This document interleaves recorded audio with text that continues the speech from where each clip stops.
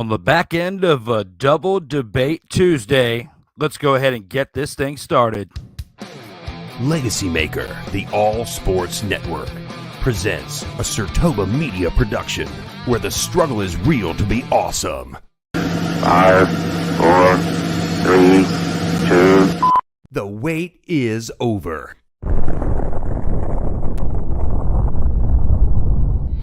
He hasn't even played a full rookie season yet. He just started this year. Why are you going to give this kid a $210 million on paper when he's only been a rookie at 21 years old, okay? Nobody in the history of the game has done that before, has just showed up. Johnny Go Blank Yourself has showed up at 21 years old and got $200 and some million and hasn't even played a full rookie season in the majors yet. Drew, come on, he's an all-star. He made it to the final round of the home run derby. I mean, like, statistically speaking, he is one of the best rookies that has ever stepped foot on a baseball field. Get your popcorn ready. It's time for the In or Out sports debate with your hosts, Joey Raymond and Drew Willingham.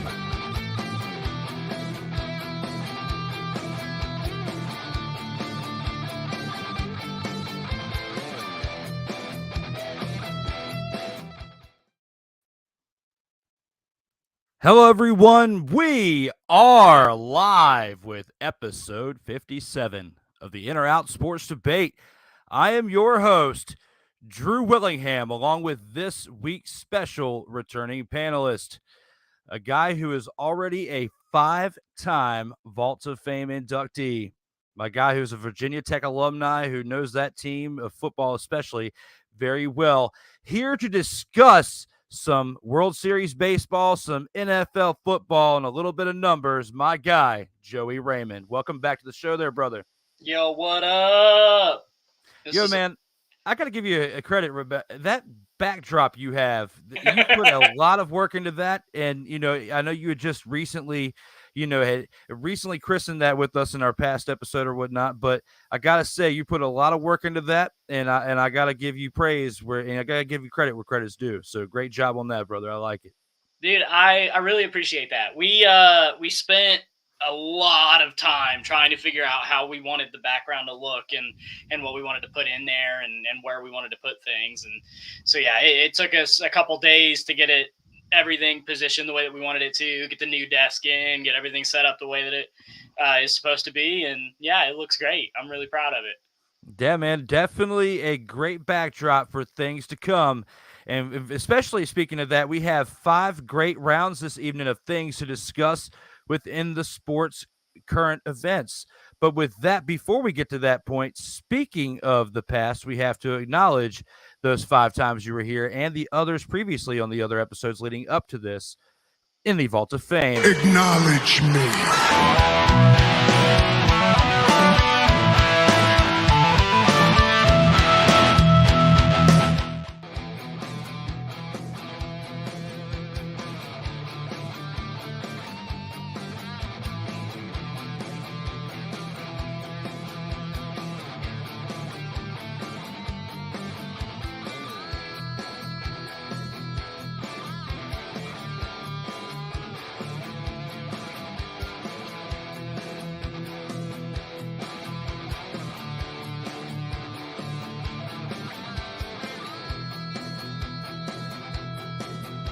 This is why this show is so important, and this is why I am personally validating and vouching for this show.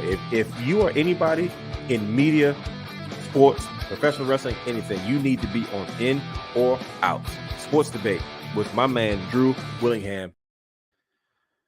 And that's right, ladies and gentlemen. That is the Vault of Fame of the In or Out Sports Debate, acknowledging the previous participants of those panelists here for this show's history. We are here, though, for episode 57 with the one and only Joey Raymond. But before we get back to him, we have to acknowledge the handles here for the In or Out Sports Debate, as well as the LegacyMaker Sports Network. Here we have the LegacyMaker Sports Network, Facebook, Instagram, Twitter, YouTube, LinkedIn, and coming soon, there will be a TikTok at some point. I know I've been saying this on so many episodes, but we're going to make it happen. A TikTok for LegacyMaker Sports calling us out. somebody on this team, let's make a TikTok. And then you can always check the latest news, articles, videos like this for the In or Out Sports Debate and all of our different shows that we have throughout the Legacy Maker Sports Network at LegacyMakerSports.com. You can also check out the In or Out Sports Debate on Facebook, Instagram, TikTok, Twitter, and Twitch, as well as the audio platforms on Apple and Google Podcasts, Spotify, Amazon Prime, Anchor.fm, and you can always download them individually on iTunes. We are here on the back half of the Double Debate Tuesday. Earlier today at 3:15 p.m. Eastern, Rob Johnson returned for the record-setting 12th appearance. The man, the myth, the legend who was here for the first 11 episodes, a streak that may never be broken of 11 straight episodes. However, he made that another one better with the 12th appearance earlier today to start this Double Debate Tuesday. However, don't want to take anything away from the legend that I have here. Joey Raymond here for episode 57. Welcome back, brother. We are live here on the LegacyMakerSports.com. Yeah, I told Rob earlier that I was coming for him. I got on the show and made sure that he knew. Your progress has definitely been documented, as we will definitely get to here at the end of the show. You definitely have been trailblazing your way here in the short time. In life, and before we get started with our show, and I want to tell everybody this, like, life just throws you unexpected curveballs and situations. And Joey and I, full-time, we work for Geek Squad, okay? We won't hide away from that. He works in one area of Virginia, and I work in another. But I happened to work with his team over the course of a couple of weeks, and he and I just talked sports. And at that point, the pandemic had just happened, really. The world had fallen apart. We were just starting to really rebuild, theoretically, we were really starting to rebuild. I go there to help them out with a job at Virginia Tech for their dorms to go mount like a shit ton of TVs, and we did, and we made it work, and it was great. However, I met Joey, met some other great people throughout that project. It was fun, and we talked sports, and I had this show that I had done 4 episodes of, and I had talked to him about it. I said, at some point, I'm going to bring this show back. Well, later that year in 2021, November, we did episode 5. Rob, who was just here earlier, we did episode 5, November of last year.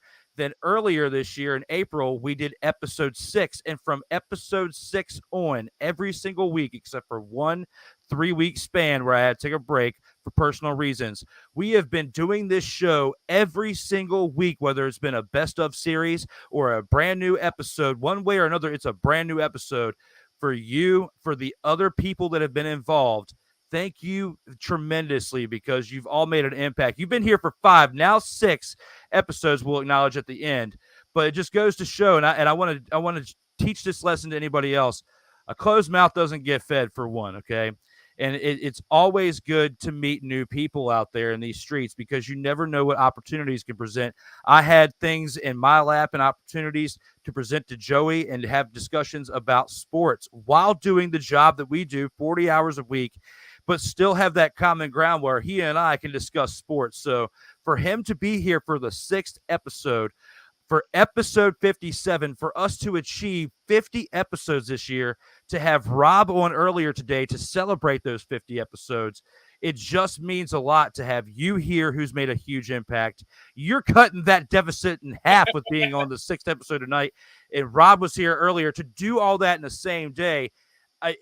To me, it's like historical and epic and great for me, because there's a lot of work behind the scenes that goes into putting in this show. And I appreciate just having other people on here that appreciates that and comes here with their A game. And tonight we got 5 episodes to do that in, and I'm ready to rock and roll with you, my brother. So let's go ahead and start this off with round 1. Round 1.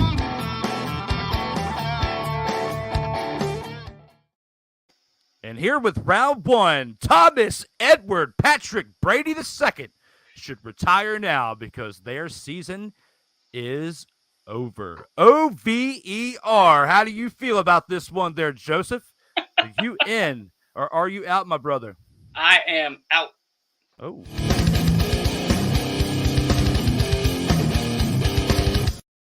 You said, ooh, like it was like a super controversial opinion, Drew. Come on. No, here's my thing. Like, you legitimately can't take Brady out of a season this early, especially when they're only a game out. They're only a game out. Like, I mean, I get it. Like, he has really struggled this season, and honestly, it's very possible that he could continue to struggle. But the thing is like, I mean, they're in second place. They're only one game out, and for some reason, every season Tom Brady has this struggle. Whether it's at the beginning, whether it's at the middle, whether it's at the end, like there's always a part of the season where everybody panics and goes, "Oh, Tom Brady needs to retire. He doesn't have anything left. He's done. He's out. No." And he proves over and over and over and over again why he is arguably the best quarterback ever. That's a whole nother debate. But if we go statistically speaking, it's not entirely possible that they even make it, even if they have a losing record. And there's proof to prove that, because the Carolina Panthers in 2014 went 7-8-1 and still made it into the playoffs. So it's entirely possible that they don't get this figured out, and he still makes it into the playoffs. And we all know that Tom Brady in the playoffs is money. Doesn't matter, like, you know, what year it's been, Tom Brady has always been successful in the playoffs. And so if you count him out this early, you already lost to Tom Brady, because that's what he's counting on. You know, I don't disagree with you at all on this one. I'm actually out on this as well.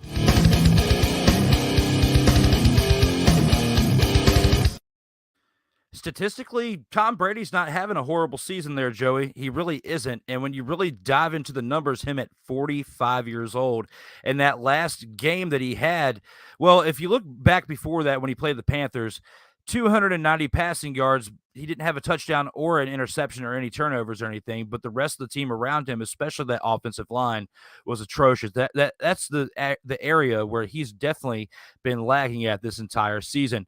When you really look at other parts in the whole, especially when they played the Ravens, it was a close game. They lost by 5.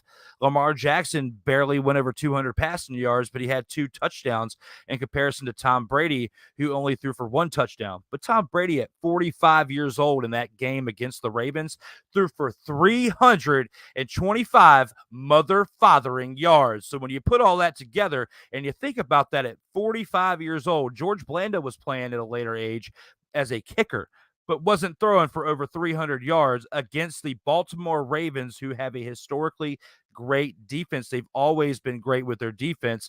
Offense over the past 5 years has been the one that's kind of tipped the scales and been the needle mover over there in Baltimore.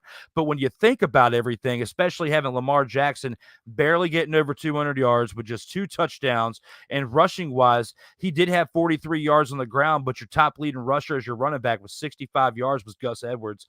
And behind that was Kenyon Drake with 62. So that's, in my opinion, not enough to really tip the scales to really be that impactful. It was some things that kind of were in the favor of them going against the Tampa Bay Buccaneers that didn't have that great of an offensive line, and just in my opinion from watching the game.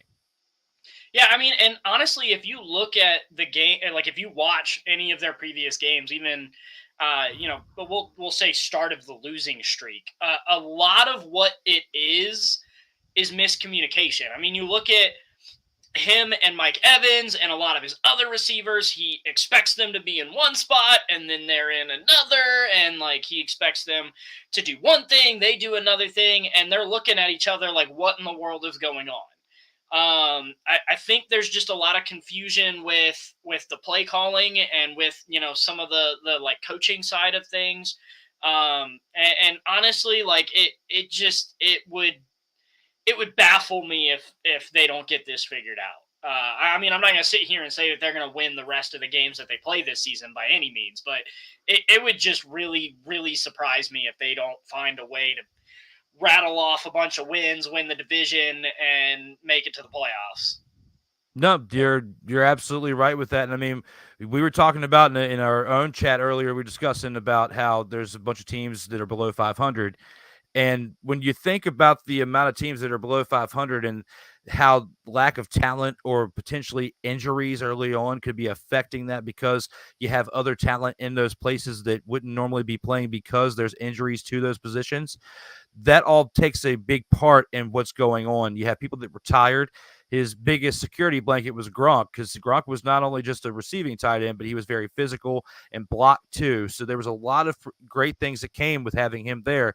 That security blanket that he had since he came to Tampa Bay is gone. Plus the downgrades within the offensive line. When you put all that together, it's going to definitely impact how your game goes within the game of football.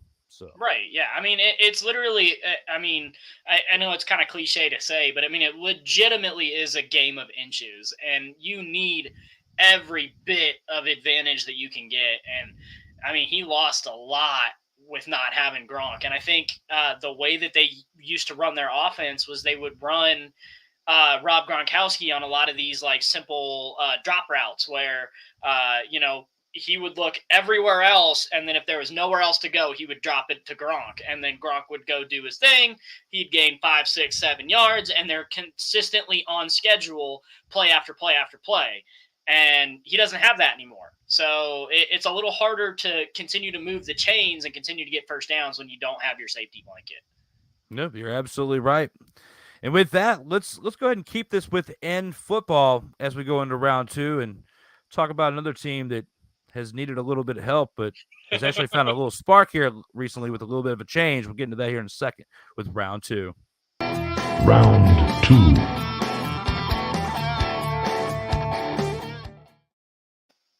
And here with round 2, the Washington Commanders' victory over the Colts should ignite a QB controversy going forward this season. How do you feel about this one, Joey? Are you in or are you out on this one? I am actually in.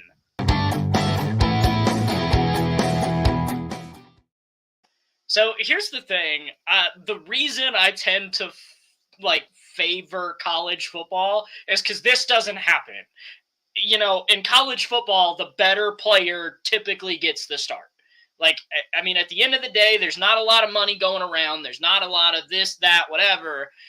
The better player gets the start. And frankly, Heineke has played way better than Carson Wentz has this season. And honestly, to me, I think if the Commanders are serious about winning, if winning is something that is serious to that organization, I mean, I love Carson Wentz. I mean, don't get me wrong. I picked him in fantasy football this year. I really did. But if winning is your priority, then he is your quarterback. Because at the end of the day, I just really feel like Heineke provides a spark to that offense. Carson Wentz is a really good quarterback who can make a lot of really good plays. But that offense and that offensive line loves playing behind Heineke. And at the end of this whole season, when we're sitting on our couches and we're looking at, everything that is going on with the Commanders as far as both on-field and off-field, I think if you look at it in the lens of wins and losses, I think you're a better team with Heineke right now. I would love to see Carson Wentz come back healthy, but if Heineke keeps playing at this level, then I don't see why you start Carson Wentz. I just don't. Yeah, I'm definitely picking up what you're throwing down with that, and I really liked what Taylor Heineke has done, and that's why I have to agree with you on this. I'm definitely in on this as well. Looking into this situation here in Washington, you're in the NFC East where you have the Philadelphia Eagles in first place with an undefeated record at 7-0. The Dallas Cowboys are 6-2, tied with the Giants there at second at 6-2 as well. The Commanders there at third place on a 3-game winning streak after starting out 1-4. It was not looking great for them. However, if they keep plugging away, my preseason, well, I wouldn't say preseason, but off-season March to April predictions of them being able to plug away and at least being a winning record, not just barely above 500. I didn't say they were going to go to the playoffs and go on a run or anything, but I did say that they could be a team that could hurt this NFC East as far as winning some games for these higher level teams that would be very impactful because they would need a division win, being the Giants or the Cowboys. The Eagles are already looking like they're going to be the team of the NFC East that's going to win that. But the Commanders, the Commies, the Washington football team, formerly known as the Redskins, whatever you want to call them, whatever their name is, in today, 2022, they have a shot at the wild card if they keep plugging away. Some things are going to have to continue to evolve and change over that time frame. I'm not throwing all my cards in and saying it's going to happen, but the potential is there. It could potentially happen.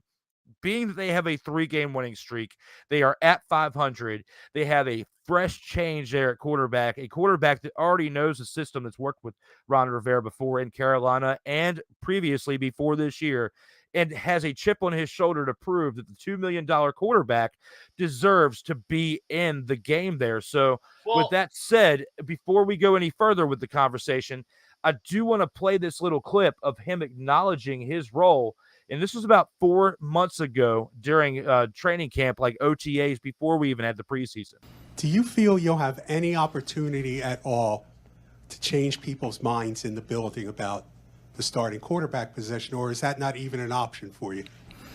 I don't think that's an option. You look at the NFL, it's at the end of the day, it's kind of a business. And if you're paying someone $30 million and you're paying someone else $2 million, you're paying this guy $30 million to play, you know? And that's not me, you know, Carson's a great quarterback, and you see it through OTAs and minicamp. And I hope he goes out there and succeeds. And again, my job is just to back him up. Hopefully he's on his deal, help him out whatever way I can. And if for some reason he goes down, I'm ready to go play. So that's how I look at it. But again, the NFL is a business. You're paying a guy a lot of money. You're paying him money for a reason. He's going to play. I mean, when he put that all in perspective right there and how he handled it as a business, what do you think about that, given what I said and what that clip demonstrated and illustrated for us? Well, and like I was saying earlier, like I get that the NFL is a business. I really do. And again, that's why I tend to favor college football, because this doesn't happen as much. Now with NIL, that might change a few things. You might get a quarterback that's making $30 million. But, for me, it should be about winning. And I've said this on this podcast before, I believe, where like, if your goal isn't to win as many games as humanly possible, then why do you even own an NFL team? Like, why do you even care to bother with a football team if your goal is not to win? And that's not just football. That's any baseball team, soccer, hockey, any team that you want. If your goal is to not win the championship in whatever league that you are playing in, then why in the world are we sitting here talking about, about said team? Because at the end of everything, your goal should be to win. Like, and I don't understand the concept of these owners, putting a team out there, a mediocre team out there, and being like, okay, they'll do fine. Like, it's okay. I don't need to, try to piece together a winner. Like, it doesn't matter to me. I don't care if I win or not. All I care about is making money. Like, I mean, you can still make money and win games. And at the core of this whole argument, it's about what is the best decision for the Commanders as far as getting wins goes. And it's gotta be Heineke. I just don't see Carson being able to come back, stay healthy, because that's the key. Because if we're comparing both quarterbacks at 100% health, I would say Carson is the better quarterback. But Carson obviously has not been healthy this entire season, and he said that he felt okay, but, his history with Indianapolis and with Philadelphia should tell you that he has a history of injuries, and Heineke hasn't really gotten hurt, knock on wood, and he's played really good football and he's been healthy. Why would you not play Heineke? Sorry to get on my soapbox there for a minute, but like it's not even my team. Like No, but you bring very valid points to the table. That's why we agree with this. Like there should be a QB controversy here in Washington because I have the shirt, not currently wearing it, but I have worn it on previous episodes of the legend of Taylor Heineke, of him diving for the pylon in that game against the Buccaneers.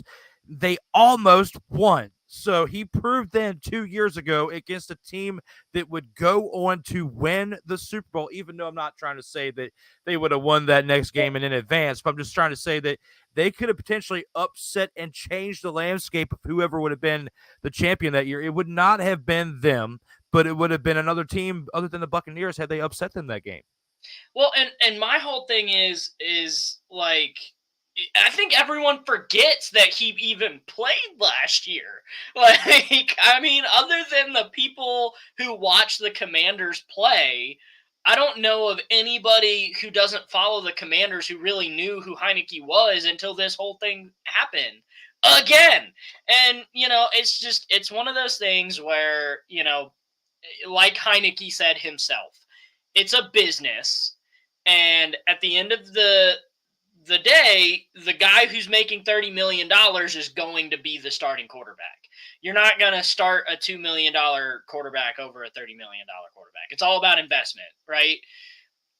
But it sucks because I really feel like Heineke could do some major damage in that division. I really feel like with him at the helm, I feel like the Commanders are a better team. I definitely do not disagree with that. And, with those first two rounds here, we've definitely covered some great topics within the landscape of the NFL. Before we head to round three, we do have some breaking news to cover, though.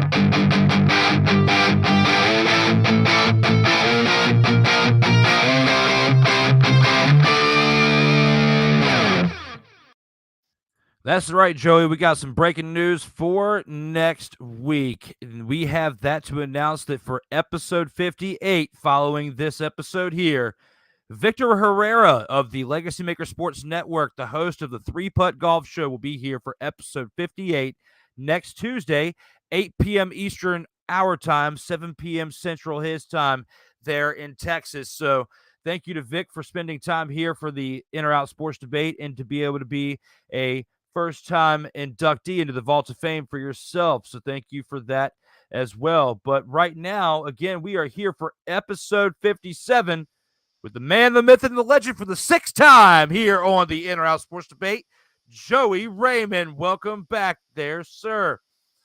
With that being said, let's go ahead and take that into round three. Round three.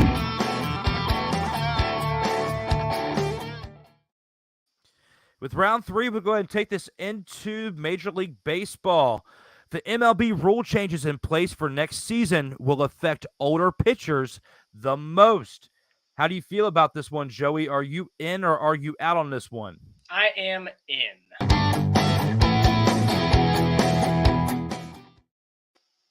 To sit here and say that the rule changes for next season won't affect older pitchers is frankly laughable. I highly believe pitchers like Justin Verlander, Max Scherzer, Rich Hill, the reason they're able to be successful at their age right now, is talent. You can't discredit their talent. But what's helping them a lot is these shifts and the fact that they're able to kind of control the pace of the game. Both of those things are key factors as to why they're able to stay successful. I'm not trying to discredit their talent by any means. Obviously, Justin Verlander is arguably one of the greatest pitchers of all time. But you're not going to sit here and tell me that Justin Verlander walks away from this season with a 1.75 ERA if his team can't shift. The Astros are one of the best teams as far as analytics go, and they know where to place their players. They just do. And I'm really, really excited to be able to have these rule changes because it's going to show more athleticism.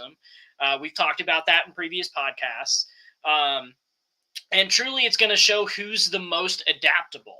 And I think older pitchers are going to have a really hard time with this new format, with the fact that they only have at most 18 seconds to get the ball from their glove to home plate. And that includes, if there's a guy on base, they got to deal with that. They got to, everything that they normally do is now sped up.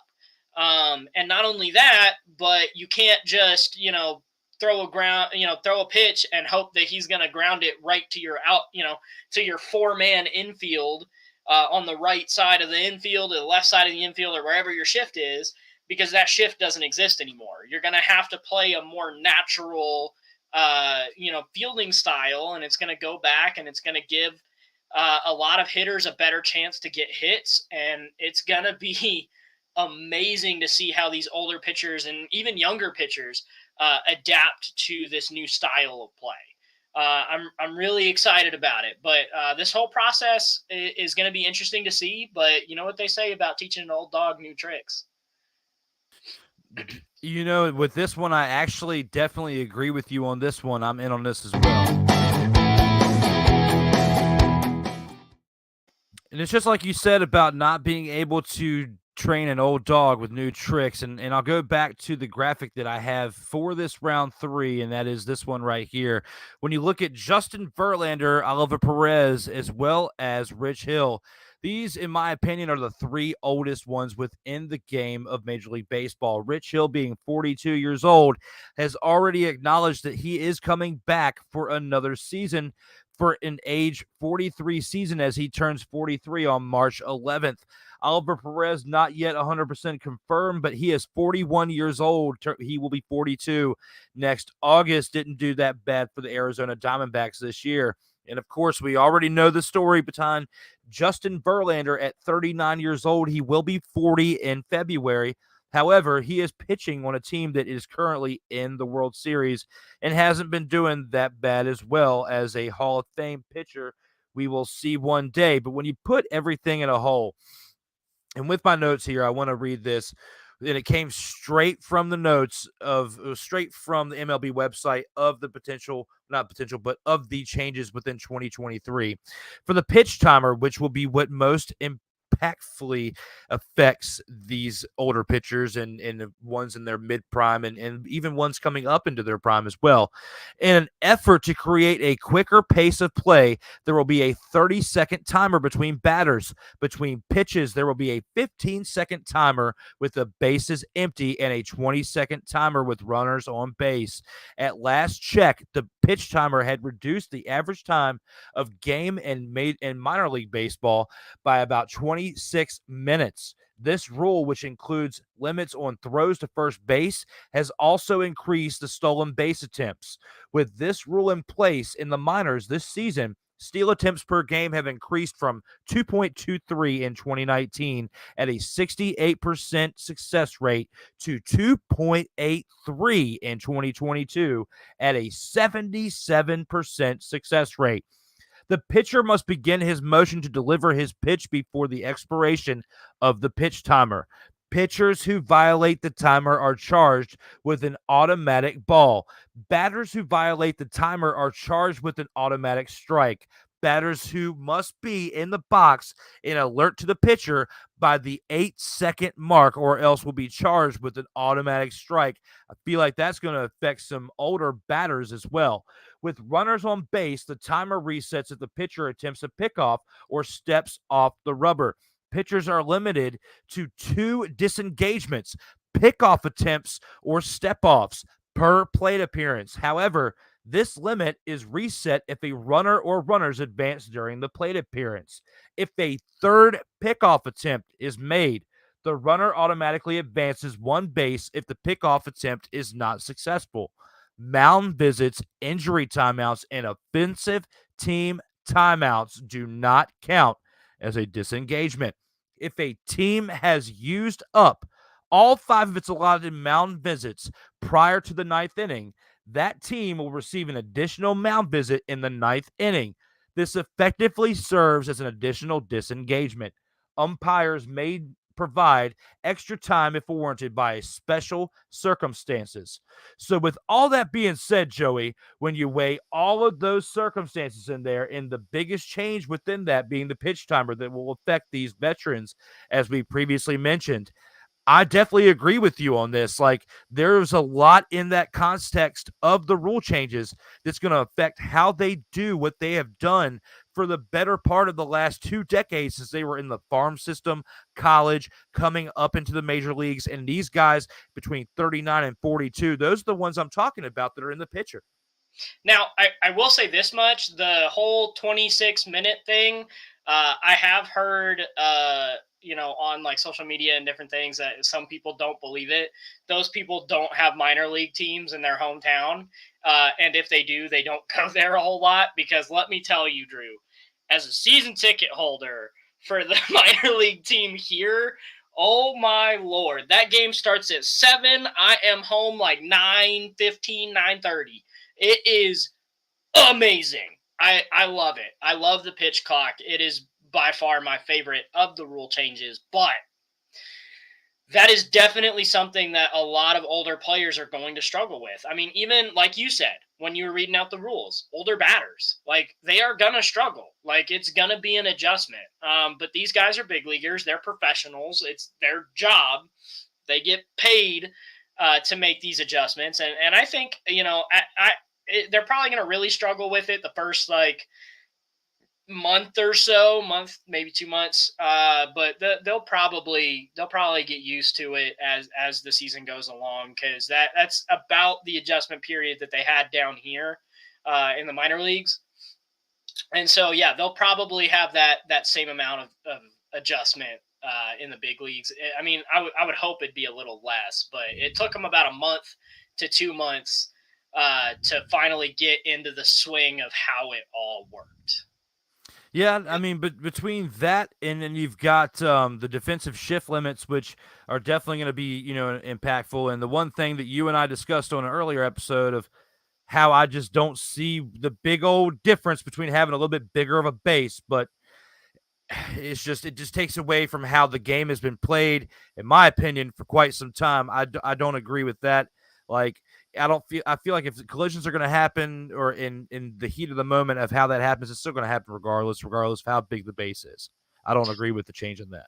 I see your point. I think, again, it's not really about the collisions. It's more about the success rate of stealing a base, because I think we can all agree that watching someone steal a base is exciting.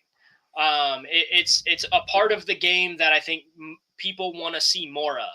And if, you read that straight from the MLB, 77% success rate is ridiculous. I mean, that is insane, the amount of bases that were stolen. They might need to relook at their catching prospects, but I'm just saying, that's a lot of stolen bases. This is going to be fun. Because, you take that and you put it with big league runners and big league guys that can steal a base. Whoo! Dude, there's going to be some players teeing off on those bases. They're going to be running. You watch, man. It's going to be interesting to see it to an extent. I'm not that big of a fan of it. But just like with everything that's happened, especially since the pandemic, just got to adapt to and move on. If it pacifies the sport, however we want to say it, it is what it is. We'll just adapt with it and move on. But with that, we've gone through 3 rounds, Joey, here so far on episode 57. We got to acknowledge the comments from the fans here at the midway point of the show.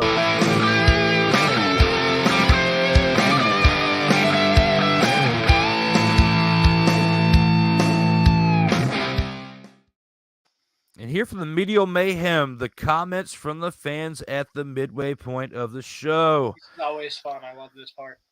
Chad Powers is back, says, let's go. Hokies. Episode 57 with the legend known as Joseph. he says. I appreciate that, Chad Powers. I appreciate that. You guys were going back and forth on the chat earlier. It was kind of like, in some, not on your end, but I'm going to call you out, Chad. In some retrospects, it was kind of like you were dancing in the corner like this just because you were having a conversation with one legend known as Joseph. It's not unusual to be loved. It's not unusual to have fun with anyone. But when I see you hanging about with anyone, it's not unusual to see me cry. I wanna die. It's not unusual to go out at any time. But when I see you out and about, it's such a crime. If you should ever want to be loved by anyone, it's not unusual. It happens every.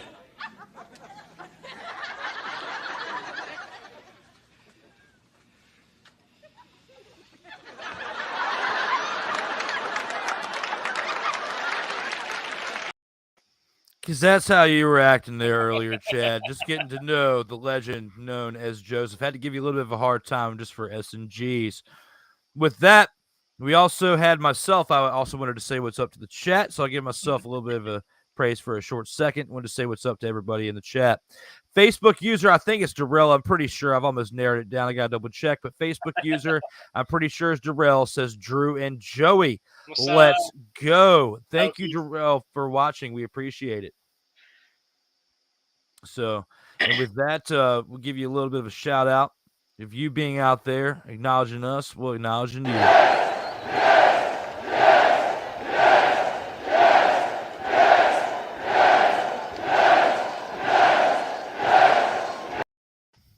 Now, Joey, this is where it starts to get a little sideways. Yeah, it does. You're both wrong. TB12 needs to go be with his hot wife. Oh, man. I guess the real question is does his hot wife want to be with him? Ooh. She pretty much looked at Tom Brady after going back and saying, I don't want to be with the kids and you. I want to go back and play football, and said this. You're fired. She fired him. Fired him right on the spot. What? Absolutely. Say what again? Say what again? Yeah, absolutely. Because with that being said, that's exactly what happened. She fired him and is going for the divorce and pretty much has already finalized it. So with that being said, that is pretty much what's going on with that. So Chad, you need to figure out what's going on because that's definitely not what's going to happen. TB12 is going to finish this season out. Even though we had that as our hot topic to start the show off, we did not agree with how the first round went. I sadly agree with Chad on this one. Whoa, the team they doesn't agree. care. Why should he? Wow, Derek, like hell's freezing over. You two were actually agreeing on something because you two are normally going back and forth in the comments. Says he sadly agrees. And with that, Joey and I got to tell you this. Would you please shut the hell up? Absolutely. Because, guys, come on. The team does care. That's why they still kept Bruce Arians in the office. It's not the fault of the fact that they have a coach that should be a coordinator. Todd Bowles should not be a head coach. Should be a coordinator. And it has been proven in the past before he even came to Tampa Bay with his previous stint as a head coach. See, what I don't understand is why all these coordinators who are elite level coordinators, like, I mean, Todd Bowles, Rex Ryan is another really good one, who were absolute, like, studs at the coordinator level. I don't understand why they have to be a head coach. There's nothing wrong with being the best coordinator in the league at all. I don't understand why they have to be a head coach. Like, that just doesn't, that's never made sense to me. And there's been other people in the past, and this actually goes proven with this situation with him being a coach or getting promoted to. There's been so many people, and Rob had actually took a minute and said this on previously on episode 56. So many people under the Bill Belichick coaching tree or recently under Tampa Bay with Bruce Arians, who have not played, but coached alongside the staff that has been coaching Tom Brady. Tom Brady has been coaching the coaching staff for the past decade or so, since him and Peyton Manning got together and became friends outside of football and shared ideas within one another, because Peyton Manning has the strongest IQ within any person in the game of football, quarterback-wise, regardless. His body failed him his last year, but his mind still helped that team, along with a great defense, get that Super Bowl victory on his way out the door.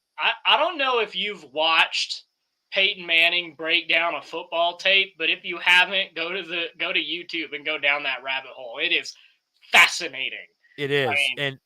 And when you have a friend that, and Tom Brady's the best of all time because he's kept his body in shape and consistently broken those records, but without the befriending of someone like Peyton Manning and other people within the world of sports and outside of sports, the connections that he's made, it all makes a difference in who's in your circle can propel you to greatness. So that's definitely been proven with Tom Brady. And he's definitely, even though he's having a rough year as a team with the Tampa Bay and they don't have a winning record, his stats still aren't that bad. He's still doing great for a 45-year-old playing football. Chad Powers, Heineken has proven to be the guy in D.C. Well, I'm not sure if this is what you're doing right here, but Stephen A. would probably tell you this. Stay off the weed.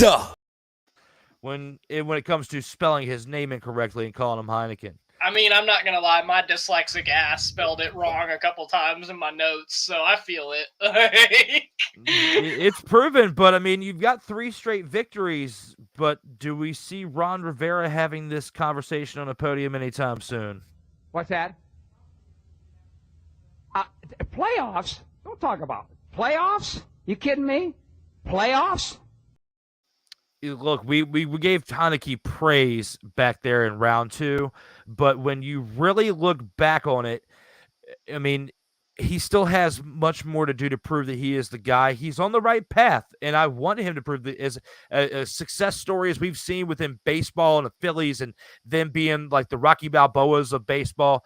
He's kind of like the Rocky Balboa of this Washington football team, the Commanders, the Commodores, the formerly known as REDSKINS. I am sorry, but I'm popped up tonight on November 1st. I'm sorry, formerly REDSKINS.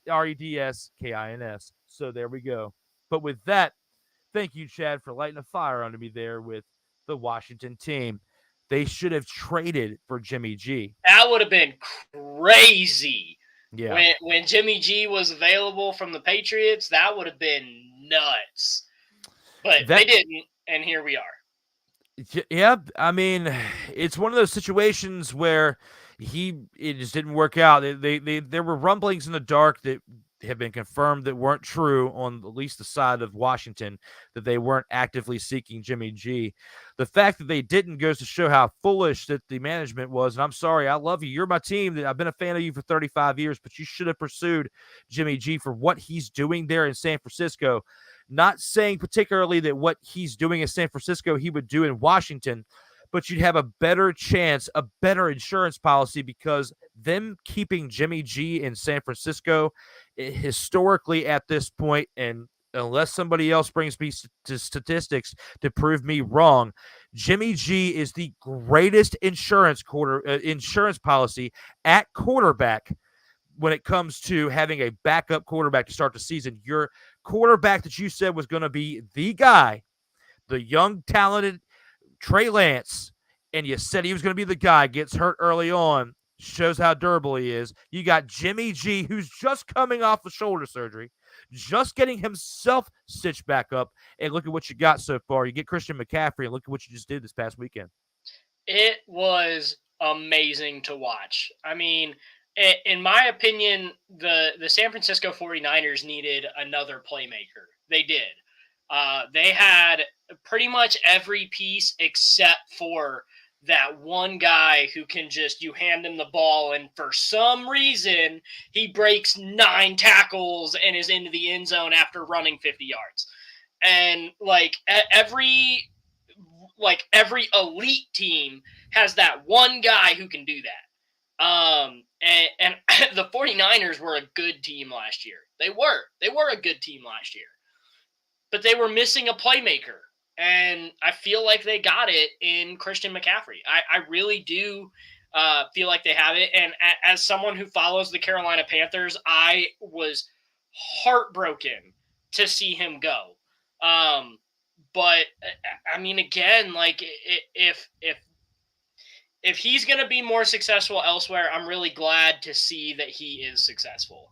Like, I'm not going to be one of those guys that's all bitter that my team gave away a really good player. I mean, I am sad, but I'm glad to see that he's being successful somewhere because he deserves to be successful. Something that Carolina is never going to give him. Yeah, you're absolutely right. And I went on that rant earlier about people coaching wise that weren't successful under Tom Brady. I mean, they weren't successful once they branched out from Tom Brady. The success of Tom Brady was what propelled them into those jobs that they got. You look at Jacoby Brissett, quarterback under Tom Brady, that was highly touted, isn't really the greatest thing that they thought he was going to be, going to Indianapolis, and now he's in Cleveland, keeping their heads above water until Deshaun Watson comes back, if he comes back this season.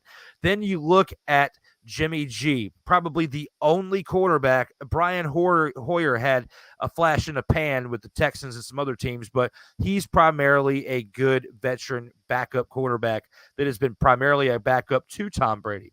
When you look at Jimmy G, he's the only real quarterback that was behind Tom Brady that has had major success outside of 1 year. When you look at Matt Castle, who did decent the year that Tom Brady tore his ACL back in 2008, because it was the year after they had that perfect season leading up to the Super Bowl, and they were 18-1. The next year, on the first game within the first quarter, he snapped his twig, and Matt Castle was your quarterback the rest of the year. Yeah, but what was crazy to me is they still went 11-5 and they missed the playoffs. 11-5 is typically a record that you see a playoff team, typically a wild card team. It was baffling to me that year that they did not make the playoffs. No, you're absolutely right with that, man, and I definitely agree with that. And it would have been a big addition had they done that, but unfortunately they did not. The next comment we have: Carson Wentz will win a Super Bowl for the formerly known as REDSKINS. I will say that. Jedediah Jedson joins the comments with that bold statement, and with that one, sir, that one kind of caught us all off guard. I was not expecting that. With that, we got to give you a little bit of Bishop Bullwinkle. Hell to the no, to the no, no, no, no. Hell no, to the no, no. And I can't even really leave it at that. I got to throw some Dolomite in there. Bitch, are you for real? I'm sorry, Jed, but where did you come from with that? Carson Wentz will win a Super Bowl for the formerly known as REDSKINS. If he can't do it in Philly, he definitely can't do it in Washington. Absolutely. I'm just saying, Philadelphia, the team that he played for the first couple years when he was in Philly, that was a Super Bowl team, and he didn't do it. So he can't do it for a team that was primed to make it to the Super Bowl. I just don't. There's no way. There's no way. You're smoking something. And I normally wouldn't acknowledge this next, but then Chad Powers comes in with "Yo Jed, what's up, bro?" followed by "Hello, Chad. Are you related to Kenneth? Are you related to Kenny Powers?" Guys, what is going on here?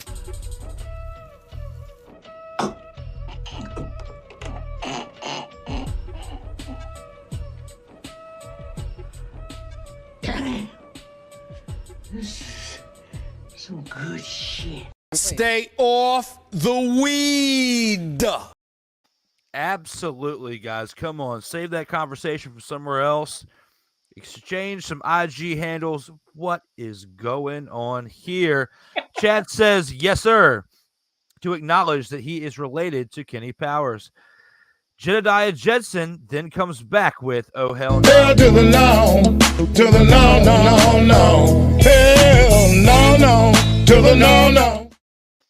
It looks like then Chad Powers, who has been a fan of the show, says, you can't handle the truth.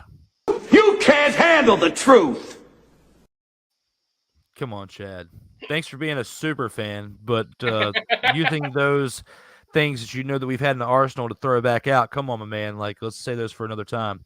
Know your role, Chad. So Jed has been watching. He's just been kind of one of those closet commenters. Hasn't said anything because now he pulls out an Arsenal one known as this for Dwayne Johnson, The Rock. You should know your role and shut your mouth. And maybe you don't. I'm just taking a wild guess, but not many people would just throw that out there as their first time commenting. So that's why I had to come back with that there, Jed. Chad Powers throws back out the damn, and because we do have that, we'll go ahead and do that. Damn! Ladies and gentlemen, that concludes the Medial Mayhem here on the In or Out Sports Debate episode 57. With that, we'll go ahead and take this into the next segment. That will be round 4, where we take things into the by the number segment and discuss, with this being episode 57, what the by the number segment would look like. Round 4.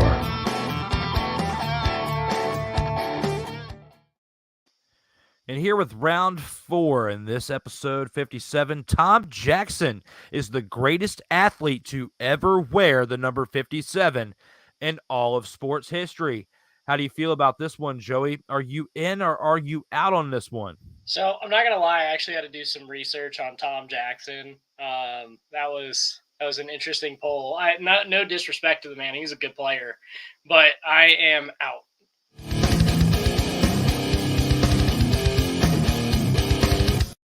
So we talked about this a little bit in the green room, and you thought that I was a little off the wall with this pick, which honestly made me really happy.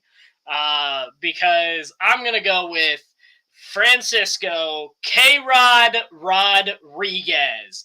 In his rookie season, Rodriguez tied Randy Johnson for the record for the most victories in a single postseason, recording 5 wins en route to the Angels winning the World Series. My man's has a ring.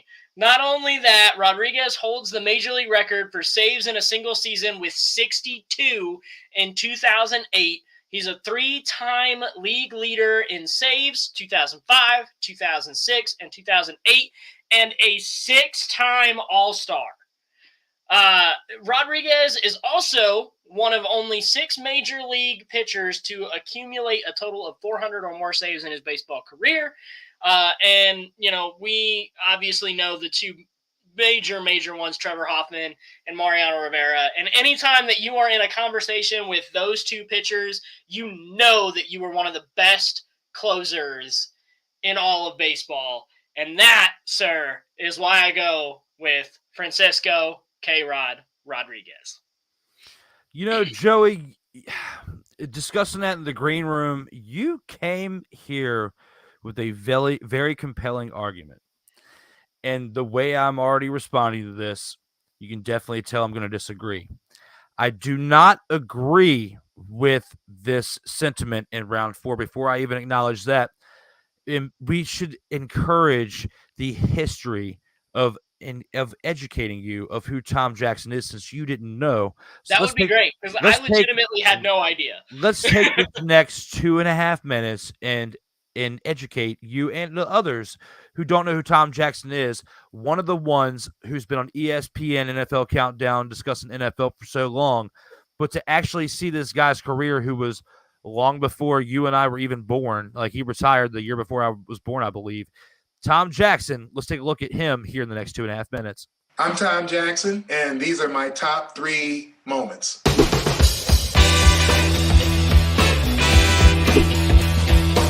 Beating the Cleveland Browns in Cleveland probably is at the top of the list because the ultimate prize is to have a chance to win the championship. One of the most memorable championship chases in the 67-year history of the league. Finally overcoming the jinx of the Oakland Raiders and beating them in Oakland by such a huge margin, I believe about 30-7, was, something that we needed to do, we had to do, and that was a huge moment for us. Everybody expected us to lose, and we beat them in a blowout. That's the game, and I respect John Madden, but that's the game where I rolled up on the sideline, and Coach Madden happened to be standing there, and I'm not all that proud of it, but it's just something that came out. And I said, "How do you like that, fat man?" And he laughed it off later on as well. We, and got to know him. But yeah, it was a great moment for us where we realized finally, okay, that proves we're ready to compete. Good afternoon from Mile High Stadium in Denver. This is Bob Martin with Larry Zimmer as the Denver Broncos meet the Pittsburgh Steelers. The first time in the history of the Bronco franchise they have ever been in a playoff game. Our first playoff game, which we were totally inexperienced. We just weren't expected to beat this team of destiny. They already had won a couple of championships, and we played them, and I'll take a little credit for this. I had a couple of interceptions in the game. I had a fumble recovery in that game, and felt like at least I had made my contribution to us walking off with our playoff win in our first playoff game. So those are my three best Bronco moments.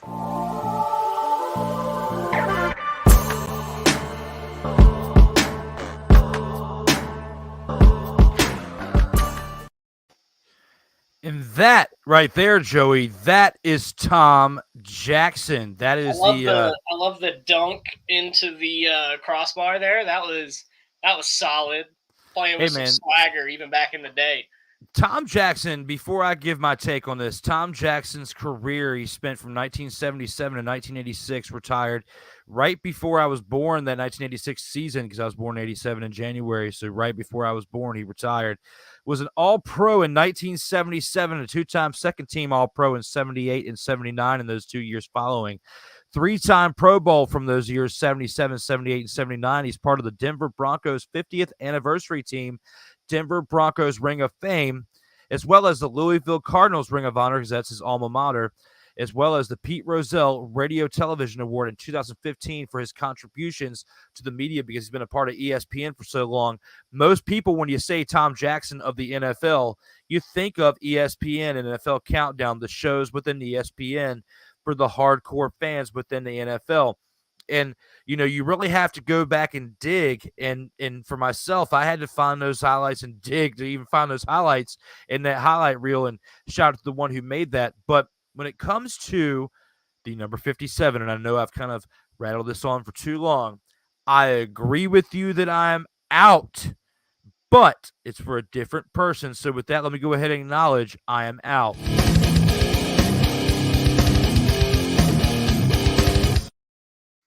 We just took a couple minutes and we covered Tom Jackson and who he was and how he even came to comparison to be even mentioned as the greatest athlete for us to be debated on.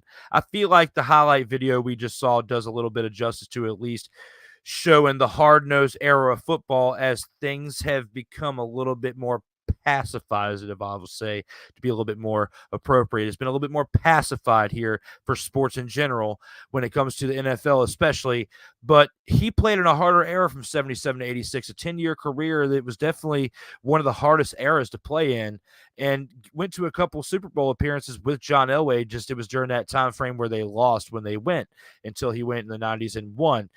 There were two people, in my opinion, that were very tough to kind of go between, and I'm going to actually play very short videos of the two of them to showcase why it was tough for me before I give the reason why I'm out on this. The first one being a Hall of Famer, Ricky Jackson, number 57 as well.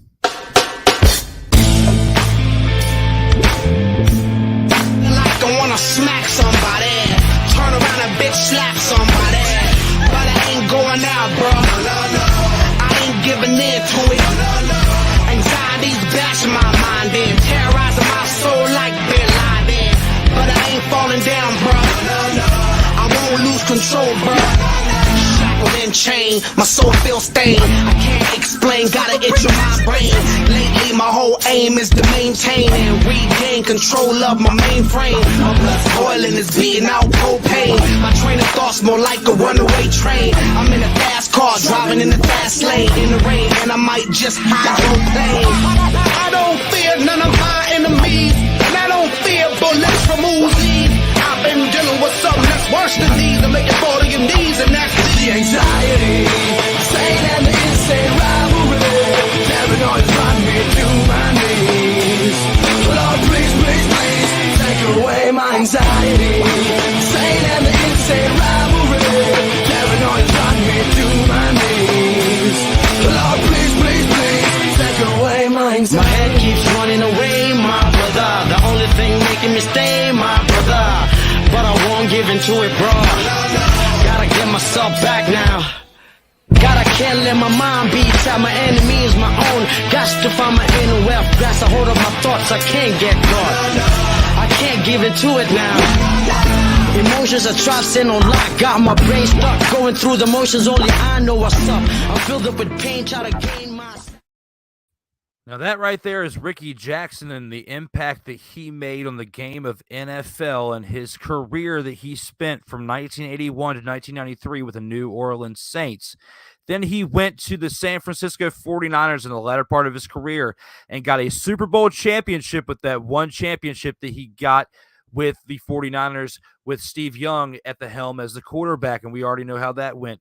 A 5-time second-team All-Pro from 84 to 86, 92 and 93, a 7-time Pro Bowler from 83 to 86, 91, 92, and 93, a 4-time NFL forced fumbles leader in 81, 82, 84, and 86, part of the New Orleans Saints Hall of Fame, the New Orleans Saints Ring of Honor, the New Orleans Saints 45th anniversary team, and the second team All-American for his collegiate activities there within the football team in Pittsburgh from 77 to 80, and his senior season was an All-American. When you put that in perspective, that is a reason to give him the nod right there and enough for number 57. However, I'm going to disagree with that, and that was actually my honorable mention. I am out for the reason of this next player right here, part of a lineage within a family tree that spans from his father and then next to his son, the third. Clay Matthews Jr. His father was in the NFL. His son was in the NFL and won an NFL championship with the Packers. When you put on that perspective, Clay Matthews Jr. spent time between the Cleveland Browns and the Atlanta Falcons, was with the Browns between 1978 and 1993, and the Falcons from 1994 to 1996. He was a second-team All-Pro, a 4-time Pro Bowler, an NFL forced fumbles leader in 1983, part of the Cleveland Browns Ring of Honor, Cleveland Browns Legends acknowledgement as well.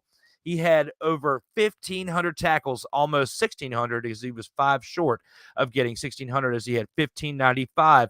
He had 69 and a half sacks within that tenure of his career between 1978 and 1996, 16 interceptions, and a touchdown at the position of linebacker. So when you put all that in perspective, to have a career that long from 78 to 96 at the position of linebacker, a very taxing position. And Ricky Jackson, don't get me wrong, he was a linebacker as well, played from 81 to 95. Did not have as long of a career. Kind of had to leave the team that was famously known for not winning games in New Orleans Saints from 81 to 93. He was there during the tenure of when they were really, really bad. When you go to the 49ers, you were kind of ring chasing. So even though that does help your career and help your resume, you still had to join a stacked team that had Steve Young, Deion Sanders, and more.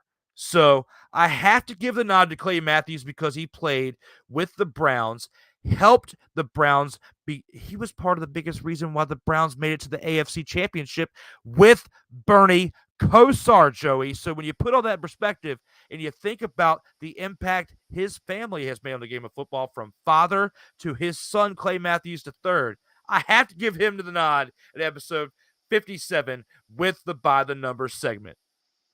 No, I think all picks that we have, even the two that you debated on, were really, really solid picks. I don't know that there was a way to go wrong with any of these guys. I mean, heck, you could have even honestly made a case for Tom Jackson. I mean, with the stats that you rattled off.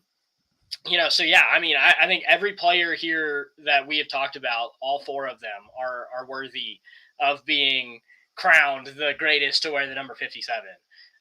So that, I mean, that's going to be, that's a hard one to pick, honestly. I mean, if you draw all four of them, you could make an argument.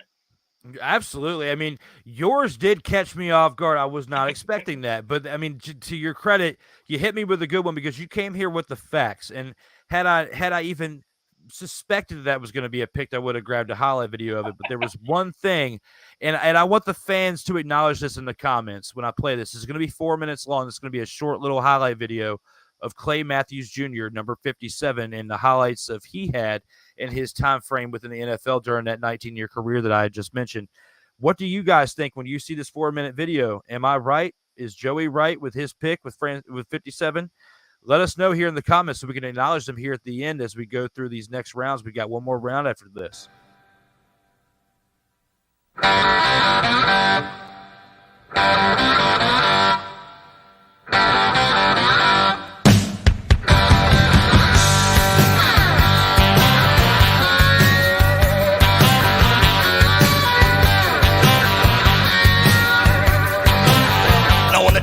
Born, the nurses all gathered round, and they gazed in wide wonder at the joy they had found. The head nurse spoke up, said, "Leave this one alone." She could tell right away that I was bad to the bone, bad to the bone, bad to the bone,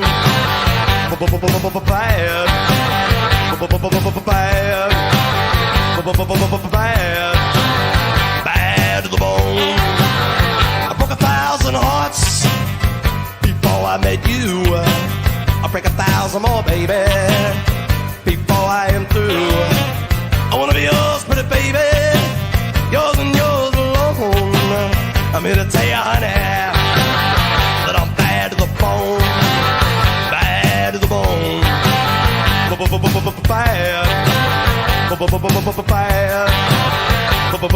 bad, bad to the bone.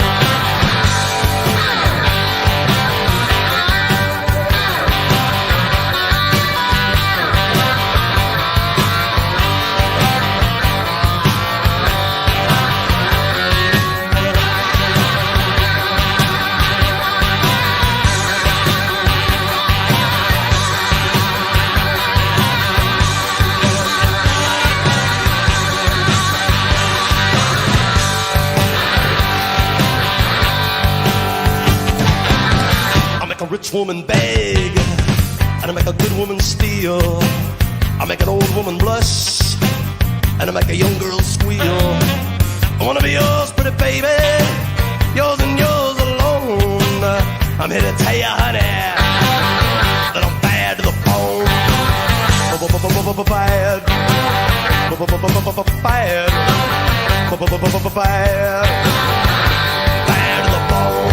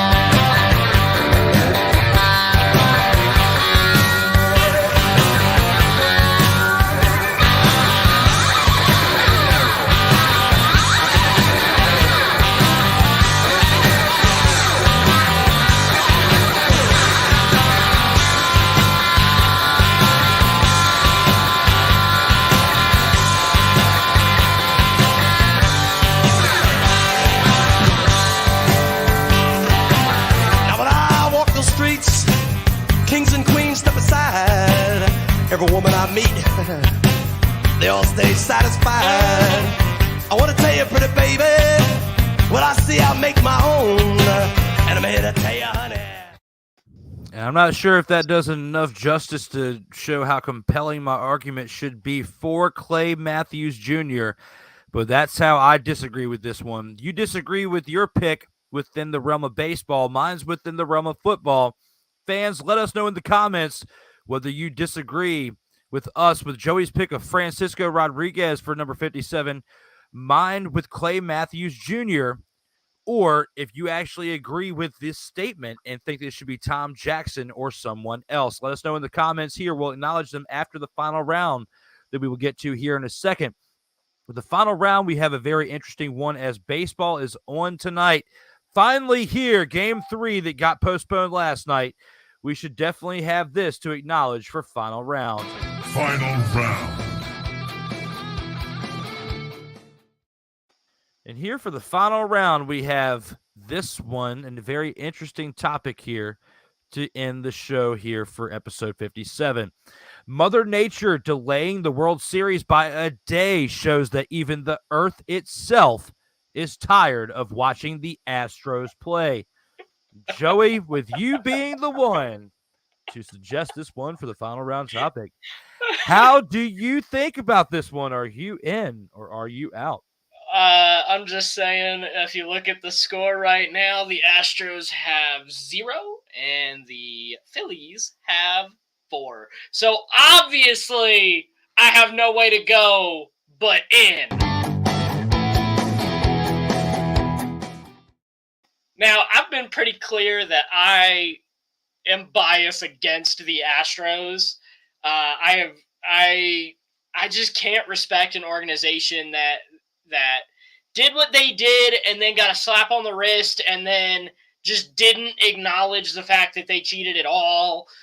They just, pretty much said, oh, well, everyone's doing it, so I guess it just doesn't matter. We can just kind of do what we want. And I get it.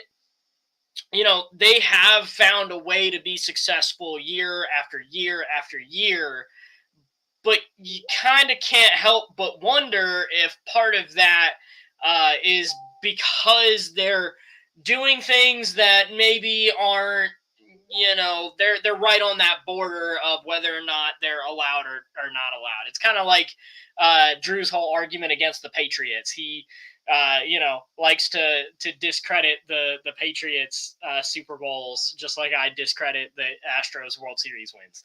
I'm so tired of hearing about the Astros in the World Series, and I need someone, anyone, literally any other team in the majors to figure out a way to beat the freaking Astros in the ALCS, because I'm tired of it. I think Mother Nature at this point is tired of it because they've had rain delays twice now in the playoffs. I think everybody is so sick and tired of hearing about the Astros playing in the World Series. And I know that you don't, love the Phillies. I know you don't love Bryce Harper, but I am all aboard the Phillies Express. And if it were the Padres, I'd be all aboard the Padres Express, because I just want to see the Astros lose. I don't care how that makes me look as a person. I just don't want the Astros to win. I just don't. Like I said before we started the topic, that I like the suggestion for this topic on a variety of levels. When it comes to the context of what this statement is, and whether I agree or disagree, and I know that I'm getting really dramatic when I say this, when it comes to the final round of episode 57, Mother Nature delaying the World Series by a day shows that even the Earth itself is tired of watching the Astros play. I disagree with you. I'm out.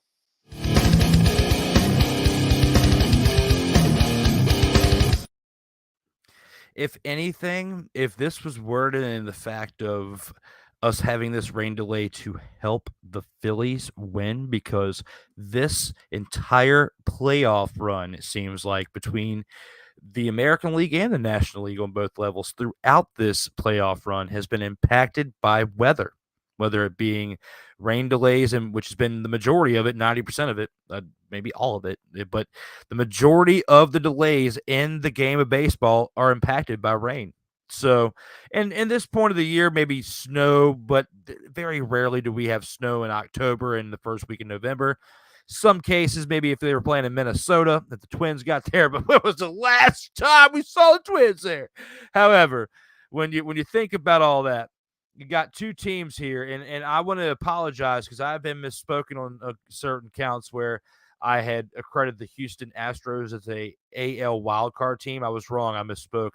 That team in itself this season for the regular season had 106 wins, 56 losses. So that team is one of the best ones, if not the best, in the major leagues, in my opinion. You got the Yankees, of course, led behind Aaron Judge. You got the Braves and the Mets in the NL East alone that both had 100 wins. And then you've got this team right here, the Rocky Balboa team of Major League Baseball. And I hate to admit it, it really burns me on the inside to have this conversation about the Phillies right now on November 1st, 2022, to acknowledge them. I do not like Bryce Harper and his attitude and what he has brought. It was one of the biggest impactful celebrations I've ever had to have the Washington Nationals, who are within the same division, win the World Series the year of Bryce Harper going to the Phillies. So it was a big old mother, father, you to Bryce Harper. Now we have the Phillies in the World Series. And I've been wrong this entire postseason leading up to this point. Been picking the wrong side. So I'm hoping that if I pick the Phillies right here in 7 games, that the Astros will win. I want the Astros to win. Don't get me wrong. But I feel like Mother Nature has been more on the side of the Philadelphia Phillies to even get them to this point, although they've had some big stellar moments from certain players. And the one thing that I want to bring up to you here while I've got you here, Joey, is I brought it up to others. I brought it up to Brian Snow yesterday on his show, Snowman in the Morning, when I was there for Snowman in the Morning Plus for the weekly segment that I have there. Discussed it with Rob a little bit earlier, but I want to bring it up with you. How do you feel, now that we've both acknowledged this final round, how do you feel about Babe Schwarber, the comparison to Babe Ruth, the announcers comparing him to Babe Ruth in Game 2 when he had that hit that was it was close to being a home run. It was definitely foul. But then a couple pitches later, he eventually gets out by hitting a very, very long out, but it was right there at the warning track, just to go to show he does have power. But how do you feel about Kyle Schwarber being compared to Babe Ruth? Oh, Babe Schwarber. I mean, okay, I don't know that like you can really compare anybody to Babe Ruth in the modern baseball player. I just don't feel like compares to the way that Babe played the game. I mean, we've all heard the stories of, Babe Ruth smoking and eating hot dogs like as he's in the game. Like, I think style-wise, the way that he hits the baseball, I think, yeah, you can compare to Babe Ruth. But I just don't feel like I don't feel like you can really compare anybody to Babe Ruth. I mean, that's not a modern-day player, because a modern-day player would not even come remotely close to looking or behaving like Babe Ruth did. But, I don't hate it. I wouldn't say hate it, but it's a little far-fetched, in my opinion, to compare someone. Kyle Schwarber has had a very impactful postseason for the Phillies, along with other players within the roster of that team. He was impactful to the Chicago Cubs run that they had, some years back. It's been a little while since the Cubs did that run back in 2016. But yeah, thanks for rubbing salt in it. sorry, man. But at least the story actually happened. The curse was broken. The curse was broken there. But thank you, our Lord and Savior Theo Epstein. I mean, I mean, we both disagree when it comes to the actual context of this statement, but I mean, the World Series is definitely going to be something great to watch. I mean, right now in the top of the fifth, the Phillies are up 4-0, like you acknowledged. I mean, the Astros definitely coming into this game, going into the Philadelphia Phillies hosting 3 games straight at home. It was good that they won game 2. Had they not won game 2, they're getting swept. In my opinion. Absolutely. They were absolutely. getting swept had they not won game 2. They've got a chance here. But I had actually predicted them to lose game 3. Didn't know it was going to be this bad at this point midway in the game, because 4 runs given up at this point is pretty big early on, because you gave up 2 in the first and 2 in the second. By the end of the second inning, going into the top of the third, you were down 4-0. That's not good. Going to show your strength of this season, because I mean, looking into the past 3 seasons, man, 2020, of course, the pandemic shortened year where we only really had 60 games, right? Because that was the pandemic shortened year.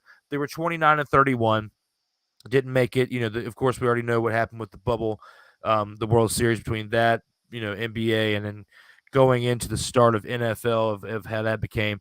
2021, the Astros were 95-67, so they improved, made a little bit of a run. But this year, getting over 100 wins, 106-56, it's like they're destined for big things.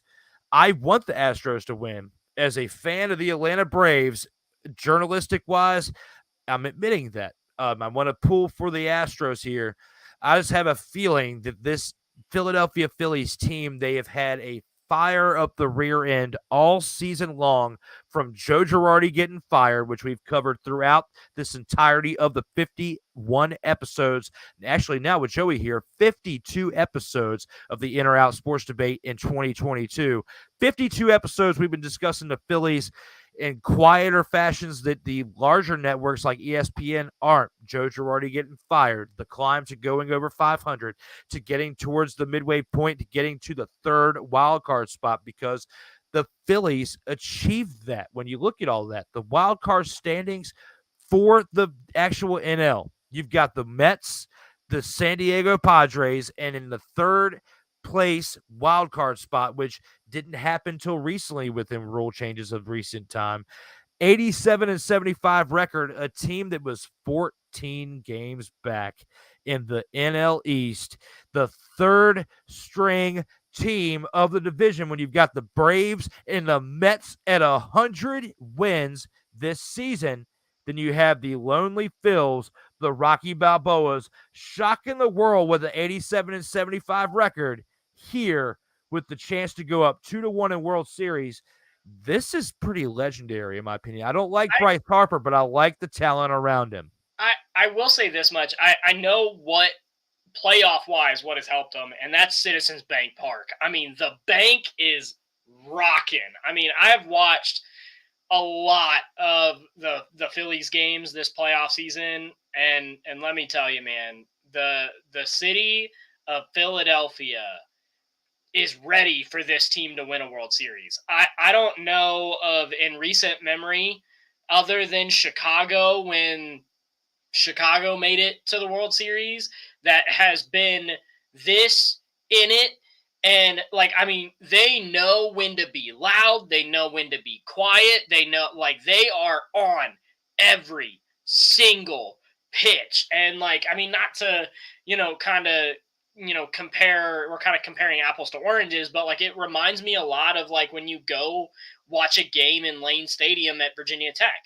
I mean, like, they know exactly when to be quiet. They know exactly when to be loud. They know exactly what's going on, and they hang on every single play. And to watch this playoff series and watch how that city has reacted to what the Phillies have done, and like you said, they're kind of the Cinderella story of this postseason.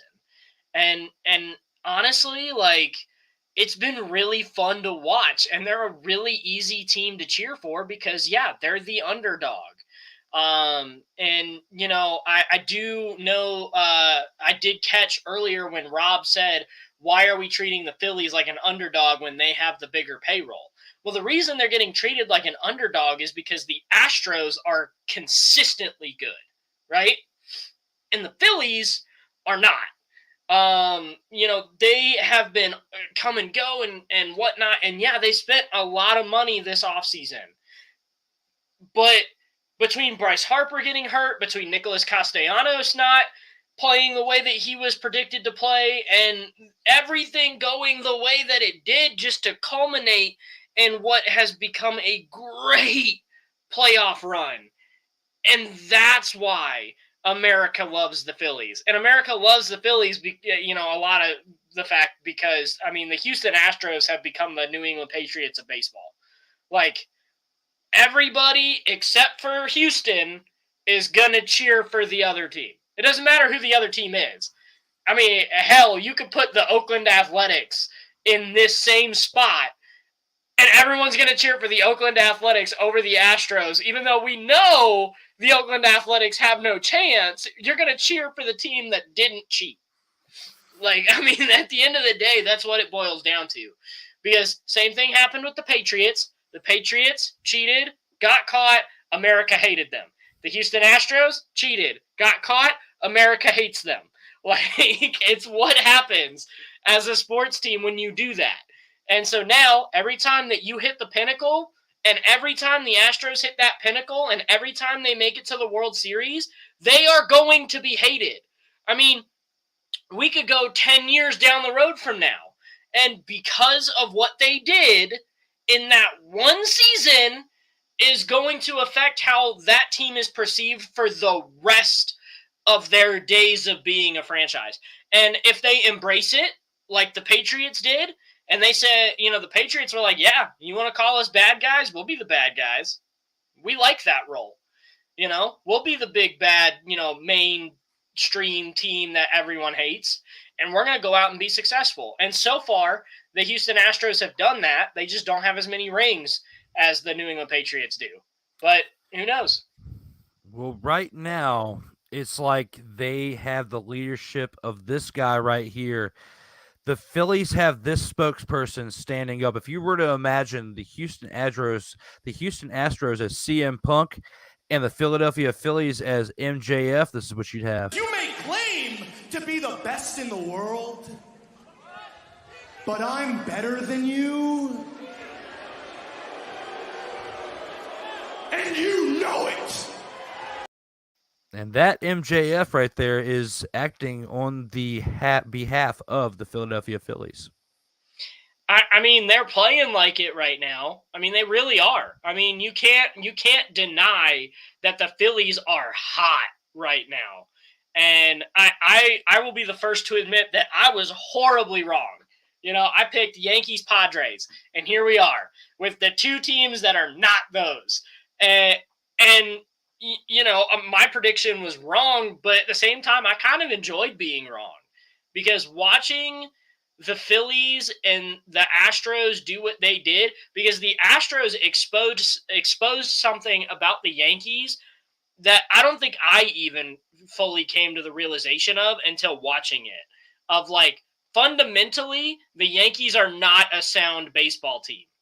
And until they get some guys who can actually battle and, put together good at-bats, the Yankees are going to continue to get knocked out.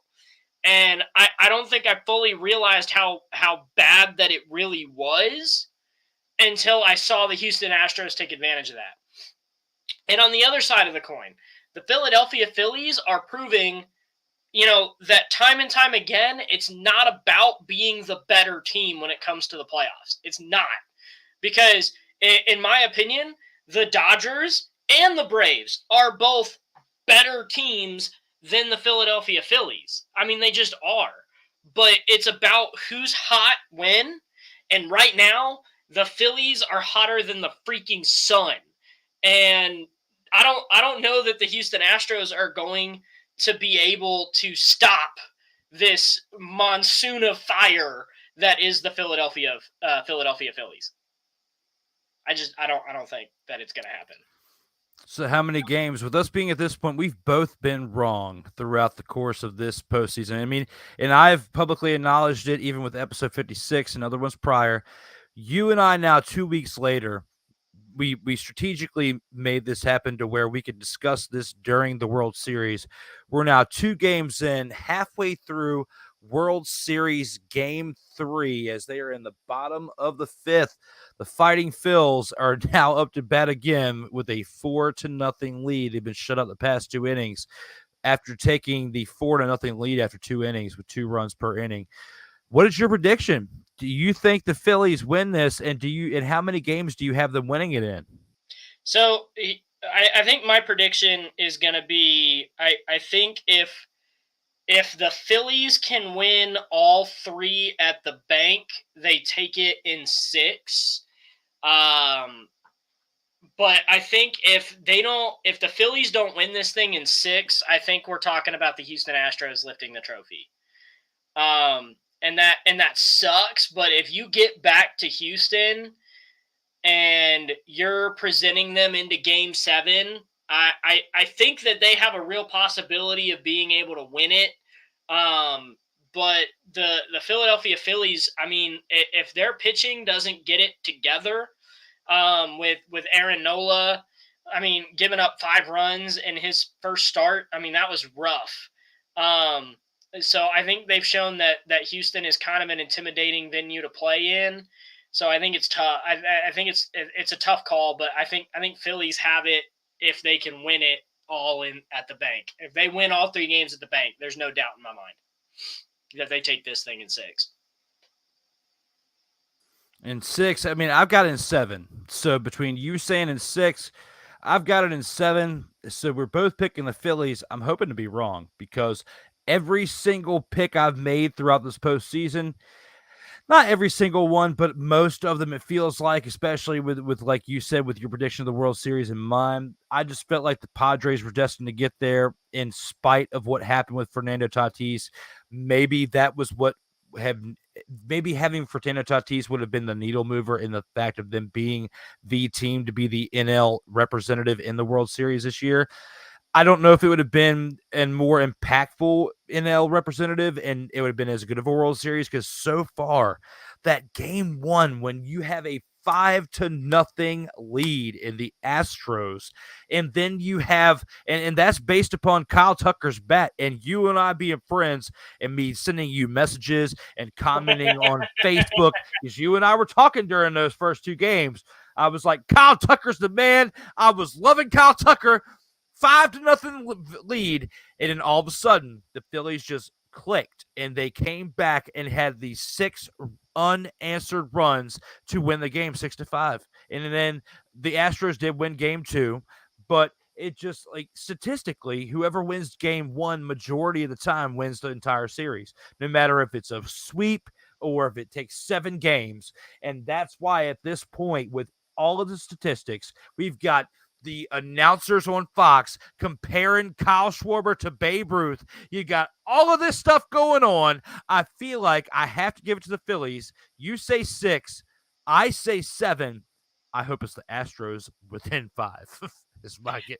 But that's not going to happen after tonight. I feel like if the Phillies can knock them all out at the bank and bring it back to Houston with a pretty hefty lead, I feel like they're in good prime position to win the whole thing. I mean, I know if they win them all at the bank, they win the World Series. But I know, like, they got to win at least 2 at the bank. I misspoke. Yeah, they need to win at least 2 at the bank in order to win the series. And if they do, they win it in 6. But if they don't, then the Houston Astros are going to take Game 7. I feel like the Houston Astros, because when it comes down and you look at previous World Series, it's all about who has the better talent if it makes it to Game 7. Well, an update while you and I have been talking, the Phillies put up 2 more runs this inning, and they're up 6-0 now. Good Lord. Sorry to cut you off. I just want to give an update. Yeah, I really feel like if it comes down to Game 7, it's going to be who has more talent. And the Houston Astros have more talent. It's not going to come down to who's hot or win. It's going to be who has more talent, because in Game 7, all or nothing, there is no other game, period, point blank, ever again for this year. You throw it all out there. You throw it all on the line, and you put your best players in there. You don't care if they pitched yesterday. You just don't. And you do everything you can to win, and I just feel like it's going to come down to whoever has more talent, and I really feel like the Houston Astros have more talent. Yeah, and I don't disagree with you on that as well. And I've pretty much written off tonight's Game 3 now that we have had a 6-0 deficit so far in this World Series in the bottom of the 5th inning. But I will say this, okay? It's only the bottom of the 5th inning. There's still time for the Astros to come back. The Phillies did it against them. I think they were chopping away a little bit sooner than at this point. But I will say this: if the Phillies win Game 4, then they win it in 6. If they lose Game 4 to the Astros, this is going 7 games. And then if it goes 7 games, the sky's the limit. If you win 2 out of 3 at home, you got a good shot at winning this thing. Absolutely. But if you lose Game 4 going into Game 5, that's a huge momentum shift. Tonight is a throwaway game because you had the emotions of everything of last night, getting the rain delayed. There was momentum going into the favor of the Astros because they had just won the Game 2 of the fashion that they did. Phillies had the momentum going into Game 1 because of their story to get to the point of where they were at, and they came back after being down 5-0 in that game to win 6-5 at the latter part of the game. However, when you lose to the Astros and the story of the 106 wins that we were just talking about, going into Game 3, that rain out, in my opinion, affected the Phillies more than it did the Astros. That's why we've had the longest discussion with this topic of anyone, because of that factor in itself. So, guys, let us know in the comments here what you think. Let's go ahead and acknowledge that here in a second as we are coming to a close here with the final round. Let's go ahead and see what you guys think here in the Mayhem culmination and go ahead and acknowledge those comments. But before we do that, I want to go ahead and give a sneak peek of a show for the LegacyMaker Sports Network that's coming up here real soon, a weekly show to discuss pro wrestling with some people within the within the realm of the professional wrestling business, in and out of it as well. So let's go ahead and see what that's about. LegacyMaker, the All Sports Network, presents a SIRTOBA media production where the struggle is real to be awesome.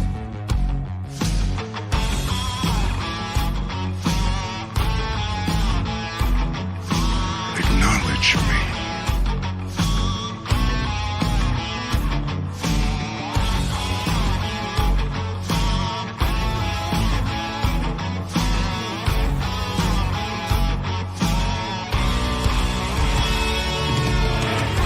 You should know your role and shut your mouth!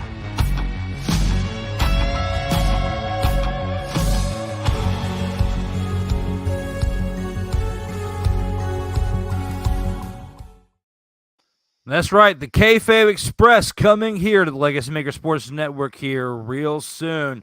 We've gone through 5 rounds here on the In or Out Sports Debate, getting close to the very end of the show.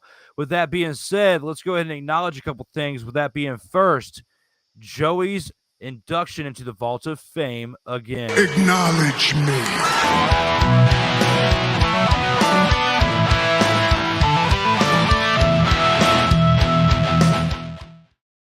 And that's right, Joey Raymond is now a 6-time Vault of Fame inductee. If you look at this board right here, he's etching away at that 12 leadership record right now on the top of the leaderboard of the Vault of Fame. Rob Johnson here earlier today for the Double Debate Tuesday is here for the 12th one earlier today. Joey Raymond now at 6 appearances is halfway to that 12. We've got a 4-way tie for 3 and then a 12-way tie for 2 appearances here on the In or Out Sports Debate. Up next, don't forget, as mentioned earlier, for episode 58, next Tuesday, 8 o'clock p.m. Eastern, 7 o'clock p.m. Central, you can catch Victor Herrera of the LegacyMaker Sports Network from the 3-Putt Golf Show here to discuss topics within the episode 58 of the In or Out Sports Debate. You can check this show out here on Tuesdays within the Legacy Maker Sports Network's platforms, as mentioned earlier, as you can check out right here on Facebook, Twitter, Instagram, TikTok, coming soon, LinkedIn, YouTube, and again on Instagram, www.legacymakersports.com for the latest articles, news, and video coverage. For the In or Out Sports Debate, Facebook, Instagram, TikTok, Twitter, and Twitch are the handles right here where you can check this show out, as well as the Apple and Google Podcast, Spotify, Amazon Prime, Anchor.fm, and you can also download the individual episodes on iTunes. We are here for episode 57. We've gone through all the rounds. The only things left to do are to acknowledge the comments as well as get to the final round. But first, let's go ahead and see what the fans have left to say.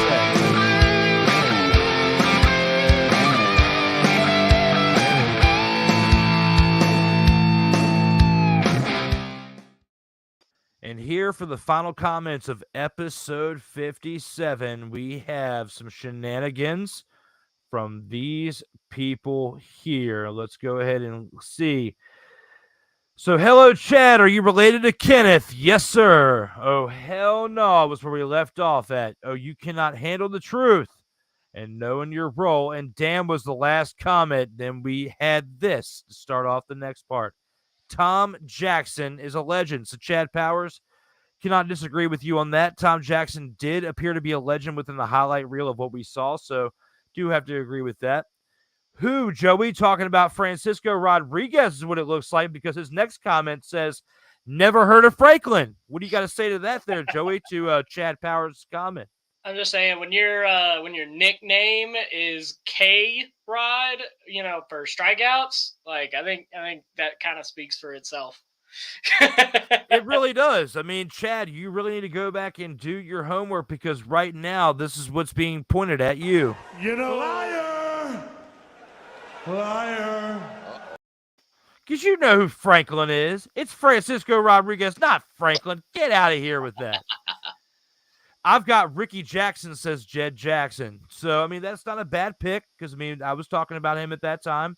So, definitely not a bad pick. I don't give you any fault of that, at all. I only know of Tom Jackson from NFL Countdown for real, says Derek Medea. Before I did my research, same. Yeah, so there you go. So, I mean, you guys are on the same page with that one. I wore 57 in Little League, says Chad Powers. Well, that's cool, Chad. Thanks for sharing that with us. We appreciate your sentiment with that. Congrats, Chad, says Jed. Thanks, Jed. Well, thanks, Jed, says Chad Powers. A little bit of laughing goes on within that. So within that, we should play this.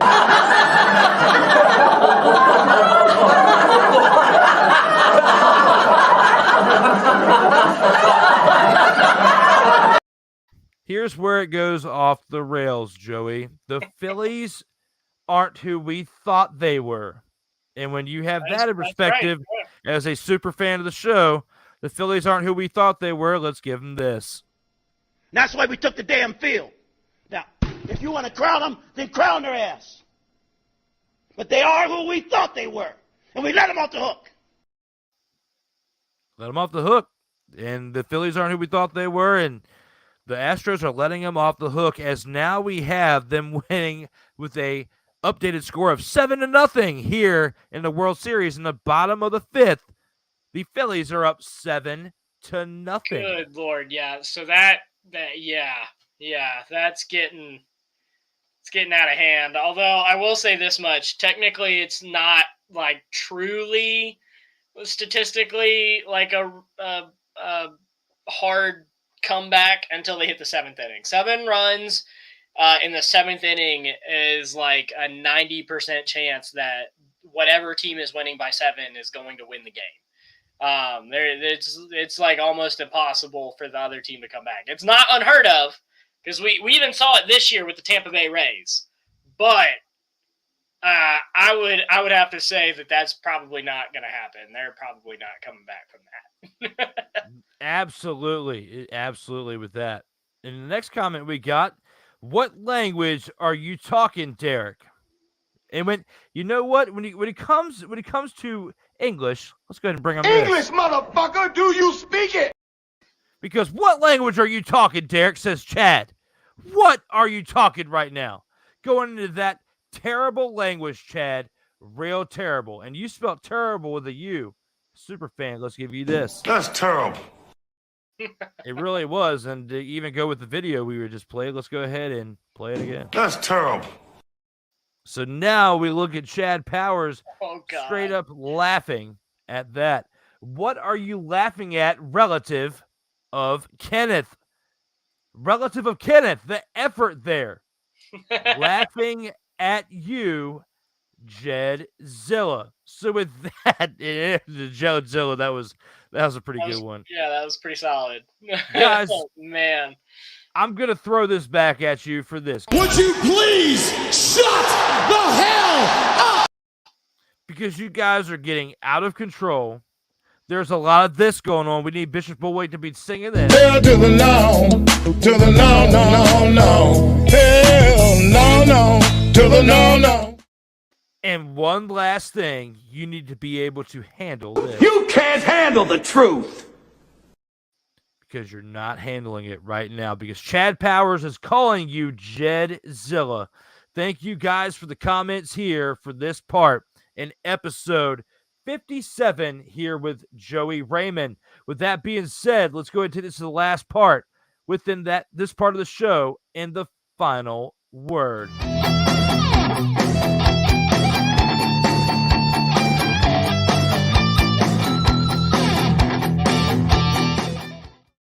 With the final word, Joey, you know the deal. Of all the things on your mind between all the topics or anything in the world of sports, what's on your mind? Let's go ahead and close the show with your final word.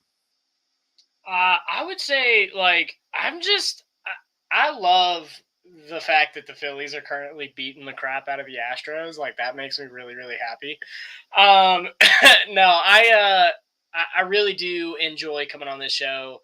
I think earlier you were talking about how appreciative that you were for everybody coming on. And honestly, I just wanted to give a thank you to you for giving me the opportunity to come on here every other week. It's been so much fun. It's been a great experience. It's really kind of opened my eyes to a whole new side of the sports world that I hadn't even really put that much effort into. And it's been a lot of fun, and I really do appreciate the opportunity that you've given me here, and we'll take it, we'll run with it, and we'll see what comes out of it. I appreciate those sentiments there, my man. It's definitely been a fun run within now 57 episodes of this show, the In or Out Sports Debate. And like I was telling you earlier, just to be able to have Rob on here earlier, he was a big part of the start of this show. Now we've got you on here, and you've been here for now 6 episodes, and big part of that, trying to close in on Rob's number of 12. I mean, look back on how everything was as a whole, and we look at in the start of this show, we got a big monumental milestone of achieving 50 episodes, and you guys being 12 episodes for him and 6, you guys accumulate for 18 episodes of that, which is like a third of the entirety of this show. So between the two of you, there would not be this show, the In or Out Sports Debate, there in the same relevance of what it is and the progression of what it is, because the better of each episode inspires me to make each thing better. But I'm going to take this into something else that's better as we close up the show of probably one of the longest ones I've ever had, it damn near 2 hours. So credit to you, Joey. We've gone for almost 2 hours as we are at 1 hour and 54 minutes. With that being said, guys, we have had one great day, a Double Debate Tuesday with episode 56. With my final word, just more acknowledgement. Double Debate Tuesday, as we've had here. 56 earlier with Rob Johnson for the record-setting 12th appearance. Right now, episode 57 with Joey Raymond. In the world of sports, the Phillies are smacking that rear end of the Astros. As we shall see, and what we've said, in my opinion, if the Phillies win tomorrow, they're going to win this game in 6. They're going to win the series in 6. If the Astros win tomorrow, this series going 7 games. Sky's the limit. I'm still going to pick the Phillies in hopes that I am wrong and the Astros win. I want Dusty Baker to get a World Series victory as a manager for the first time. He got one as a utility player with the Dodgers back in the late 70s, early 80s with the Dodgers. However, I think it was 1981 if I'm not mistaken. But this particular year is his best opportunity in all the opportunities he's had between the Giants and the other named teams to this point with the Astros. It's now or never for Dusty. Do it for Dusty. Prove me and Joey wrong. Let's see the Astros get this in 6 because they're definitely not doing it in 5 after this game tonight. They're getting down slaughtered. 7-0. Absolutely. So yeah. It's going to be interesting to see what happens within this World Series by the time you and I are back in 2 weeks. But within the 57 episodes, as this comes to a close, again, Joey is here cutting it in half with his 6th appearance here on the leaderboard of the Vault of Fame. You guys can check this show out here on Tuesdays on the LegacyMaker Sports Network. And as always, if you want to donate like Darrell calls Willie Bucks to the Cash App listed here, DWillie87, cash.app/$ DWillie87 here for a little tip action on the Cash App, and that would be greatly appreciated. The LegacyMaker Sports handles, again, are listed here, as well as In or Out Sports Debate and the audio platforms here for episode 57. I am Drew Willingham, along with the man, the myth, and the legend known as Joey Raymond, who's ready to go knock on out after 2 hours of being here with me. Let's do one last thing and check out a badass outro from my guy Joey Raymond. I'm Drew Willingham. Stay safe out there in these streets.